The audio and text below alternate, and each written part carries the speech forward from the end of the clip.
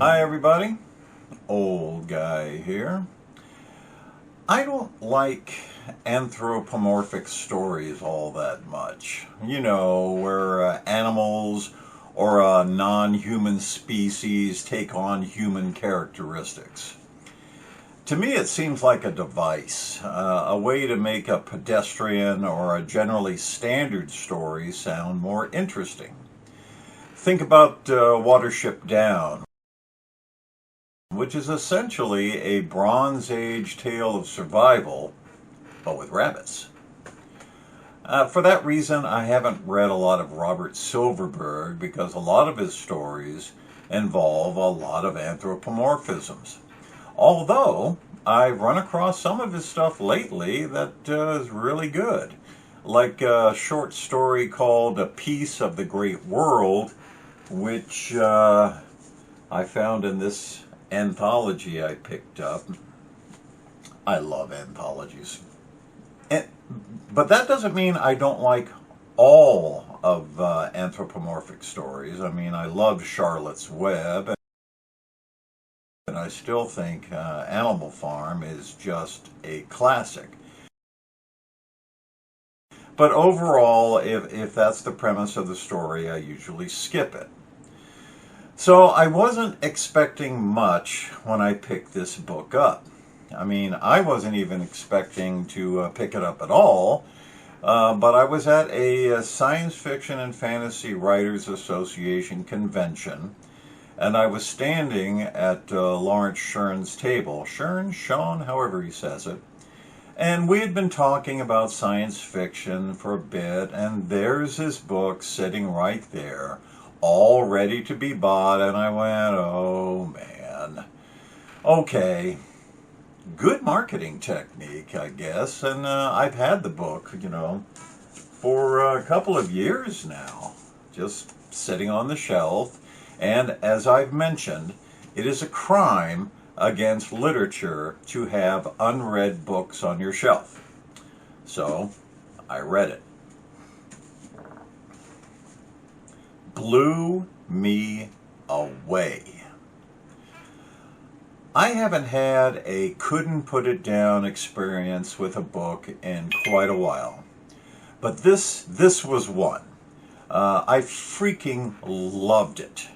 Although my tendencies are not to like books like this, so that tells you how good this is, at least how good it was to me. So what's this about? Well, set in the future, very far future, and Earth's animal species have evolved to the point of space travel and advanced science, and have scattered throughout the galaxy.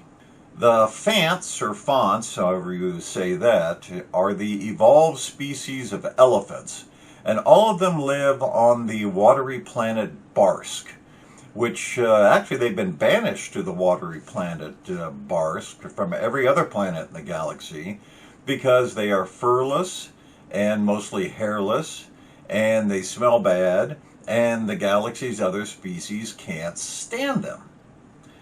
So I guess they really haven't evolved that much past humanity, have they?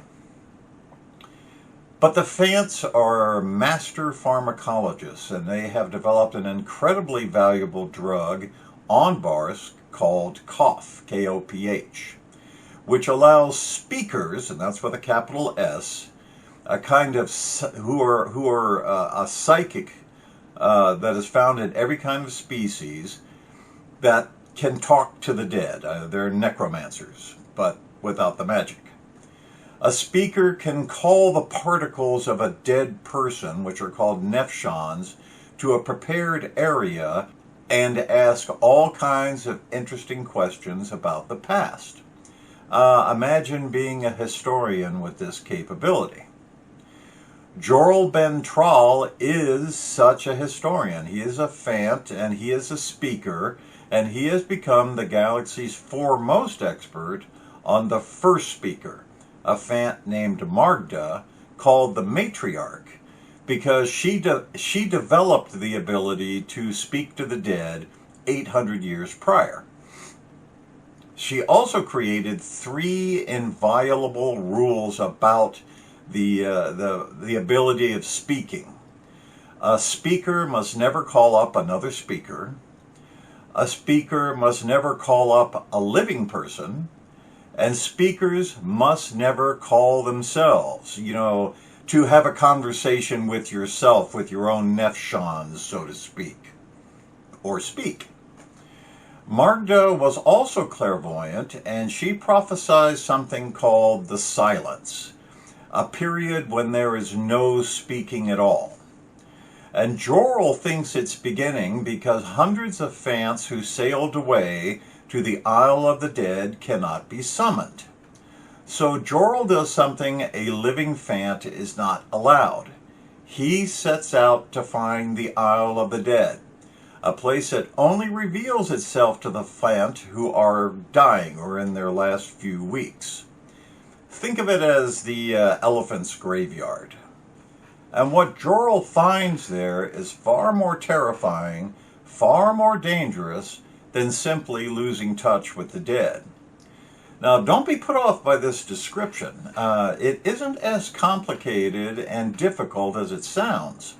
Shone, the guy who wrote it, keeps everything clear and very clean and in their proper lanes, and you will have no problems entering his extraordinary world of Fants and bears and otters and whatnot that populate the galaxy. All with an agenda that would make Machiavelli proud. There are many great characters in this book, including the telepath Lurwell. Boy, these names are hard to say. She is what is called a Lutr, L-U-T-R, which is what the otters are called. A hedonistic party girl kidnapped by a ruthless yak senator to plumb the secrets of the Fant's pharmacology. She becomes a tool of the matriarch herself, who isn't quite the benevolent and kind person or Fant as Jorel's history convinced him she was. She's actually a ruthless manipulator who created the three rules so she could break them in the future, when she was dead. Trust me on all this. But the best character is Pislo, a 6-year-old child elephant born an albino and therefore shunned and never spoken to by decent Fant society.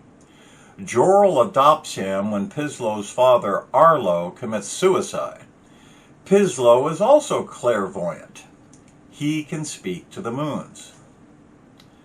I tell you, what a great book. Pick it up and see for yourself. Old guy here. See you later.